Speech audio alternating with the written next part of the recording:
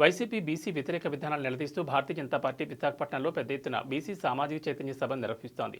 ఈ సభకు రాష్ట్ర వ్యాప్తంగా బీసీ నాయకులు, కుల నాయకులు పాల్గొంటున్నారు. బీజేపీ, ఓబీసీ మోర్చా ఆధ్వర్యంలో నిర్వహిస్తున్న ఈ సభకు ముఖ్య అతిథులుగా ఓబీసీ మోర్చా జాతీయ అధ్యక్షులు డాక్టర్ కె లక్ష్మణ్, కేంద్ర మంత్రులు, భాజపా రాష్ట్ర అధ్యక్షులు దగ్గుబాటి పురంధేశ్వరి, అలాగే రాష్ట్ర నాయకులు పాల్గొనున్నారు.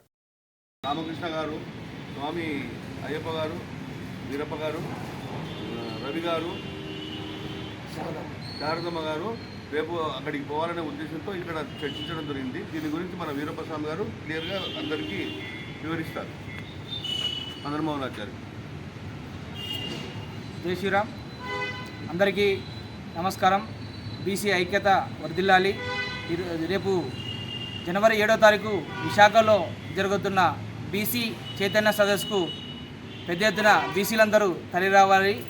మరి బీసీల పక్షాన ఈరోజు భారతీయ జనతా పార్టీ పక్షాన ఈరోజు బీసీలకు ఒక బీసీ బిడ్డ భారత ప్రధాని నరేంద్ర మోడీ, మరి అలాగే ఈరోజు జగన్మోహన్ రెడ్డి మన ఆంధ్రప్రదేశ్లో మన పాదయాత్ర సందర్భంగా ఆయన ఇచ్చిన హామీ బీసీలకు నేను అది చేస్తాను ఇది చేస్తానని ఈరోజు బీసీలను తొంగలో దొగ్గాడు.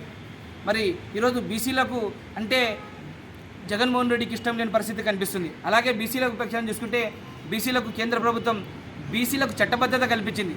ఈరోజు రాష్ట్ర ప్రభుత్వం బీసీలకు అవమానపరుస్తుంది.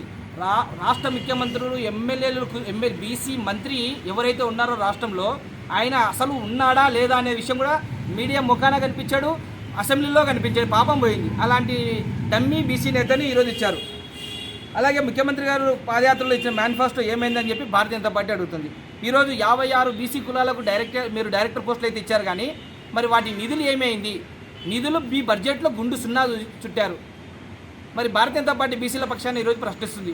5 సంవత్సరాలు అయితే ముఖ్యమంత్రి గారు మీరు ఒక్క బీసీ కార్పొరేషన్ కానీ ₹1 ఇచ్చారా అని ఈరోజు ఆంధ్రప్రదేశ్ ఓబీసీ మోర్చా భారతీయ జనతా పార్టీ రాష్ట్ర ముఖ్యమంత్రిని ప్రశ్నిస్తుంది. అలాగే బీసీలకు ఉద్యోగాల అధికారం ప్రాధాన్యత ఇస్తామని చెప్పి మీరు మేనిఫెస్టోలో ప్రకటించారు. మరి ఈరోజు బీసీలకు ఏం చేశారని చెప్పి ఓబీసీ అడుగుతుంది. అలాగే బీసీలకు విదేశీ విద్యా విధానం అన్నారు. బీసీలు ఏమి ఎక్కడ పోయిందో బీసీలకు ఏమీ లేదు. మరి బీసీలకు ఈరోజు మీరు ఏం చేస్తామన్నారు? బీసీలకు పారిశ్రామిక రాయితీ ఏమైనా భారతీయ జనతా పార్టీ ప్రశ్నిస్తుంది. ఈరోజు బీసీ బిడ్డలకు చదువుకోవడానికి విదేశీ విద్యా కానుక ఏమైందని చెప్పి భారతీయ జనతా పార్టీ ప్రశ్నిస్తుంది. మరి ఇక్కడికైనా ఈ రాష్ట్రంలో గతం ముఖ్యమంత్రి కావచ్చు, ఇప్పుడు మంత్రి కావచ్చు బీసీల పక్షాన లేకపోవడం ఇది బాధాకరం.